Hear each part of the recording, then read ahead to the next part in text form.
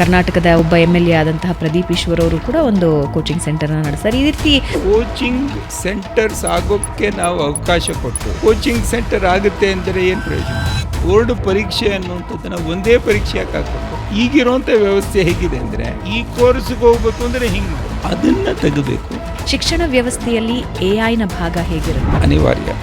AI ತಂತ್ರಜ್ಞಾನದಿಂದ ಶಿಕ್ಷಕರ ಕೆಲಸ ಕಳ್ಕೊಳ್ತಾರೆ. ಇನ್ನು ಪ್ರಾಮುಖ್ಯತೆ ಜಾಸ್ತಿ ಆಗುತ್ತೆ. ಯಾಕೆಂದರೆ ಒಂದು BTech ವಿದ್ಯಾರ್ಥಿನಿ ಭೇಟಿಯಾಗಿ IIT ಡೆಲ್ಲಿಯಲ್ಲಿ ಒಂದು ಪ್ರಾಜೆಕ್ಟ್ ತೊಗೊಂಡಿದ್ದೀನಿ ಅಂತ ಹೇಳಿ ಅವಳು ಹೇಳಿದ್ದೇನು ಅಂದರೆ, ನಾನು ಓದೋ ಸಂದರ್ಭದಲ್ಲಿ ಡಿಪ್ರೆಸ್ಡ್ ಈ ಪದಗಳ ಪರಿಚಯನೂ ನನಗಿರಲಿಲ್ಲ. So called depression. ಯಾಕೆ ಅಂದರೆ ನಾನು ಒಂದು ಅಪಾರ್ಟ್ಮೆಂಟ್ ಕಾಂಪ್ಲೆಕ್ಸಲ್ಲಿ ಇದ್ದೀನಿ. ಲಿಫ್ಟಲ್ಲಿ ಹೋಗುವಾಗ ಬರುವಾಗ ಈ ಮಕ್ಕಳು ಮಾತಾಡಲೇಬಾರ್ದು ಅನ್ನುವಂಥ ಮನಸ್ಥಿತಿಯಲ್ಲಿ ಇರ್ತಾರೆ. ಯಾಕೆ ಹೇಳಿ?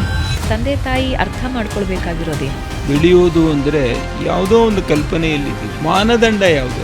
ಶಿಕ್ಷಕರು ಹೇಳಿದ್ದಾರೆ, ಸಂಸ್ಥೆಯವರು ಹೇಳಿದ್ದಾರೆ, ನಾವು ಬದಲಾಗ್ತಾ ತಯಾರಿದ್ದೀವಿ ಸರ್. ಪಾಲಕರು ಬಿಡಲ್ಲ ಸರ್. ಪಾಲಕರನ್ನು ಕೇಳಿದಾಗ ಕಸ್ತೂರಿ ರಂಗನ್ ಅವರು ವೈಯಕ್ತಿಕವಾಗಿ ಕನಸೇನಾದರೂ ಹಂಚಿಕೊಂಡಿದ್ರ NEP ಬಗ್ಗೆ? ಒಂದು ಮಾತನ್ನು ಹೇಳಿದ್ರು, ಶ್ರೀಧರ್, ಕಟ್ಟಡದ ವ್ಯವಸ್ಥೆ ಇರೋದಿಲ್ಲ, ಶಿಕ್ಷಕರ ವ್ಯವಸ್ಥೆ ಇರೋದಿಲ್ಲ. ಕಟ್ಟಡಗಳು ತುಂಬಾ ಚೆನ್ನಾಗಿದೆ, ಭವ್ಯವಾಗಿದೆ ಅಂದ ತಕ್ಷಣ ಶಿಕ್ಷಣ ಚೆನ್ನಾಗಿದೆ ಅಂತ. ಶಿಕ್ಷಣ ಮತ್ತು ವ್ಯಾಪಾರೀಕರಣ ಏನು ಹೇಳಬೇಕು ನನಗೆ ಗೊತ್ತಾಗ್ತಿಲ್ಲ. ಫ್ರೀ ಎಜುಕೇಶನ್ ಅನ್ನೋದನ್ನ ಇಂಪ್ಲಿಮೆಂಟೇಷನ್ ಎಲ್ಲಿವರೆಗೂ ಆಗಿದೆ ಸರ್? ಪ್ರಭಾವಿಗಳ ಪ್ರಭಾವದಿಂದಾನು ಅಲ್ಲ, ಮರೀಚಿಕೆ ಅನ್ಸುತ್ತೆ ಸರ್ ನನಗೆ. ತ್ರಿಭಾಷಾ ನೀತಿ ಬಗ್ಗೆ ನಿಮ್ಮ ಅಭಿಪ್ರಾಯ ಏನು? ಶಿಕ್ಷಣದಲ್ಲಿ ರಾಜಕೀಯ ಅನ್ನೋ ಹೆಸರೇ ಭಯ ಹುಟ್ಟಿಸುತ್ತೆ. ಏನು ಅಂದರೆ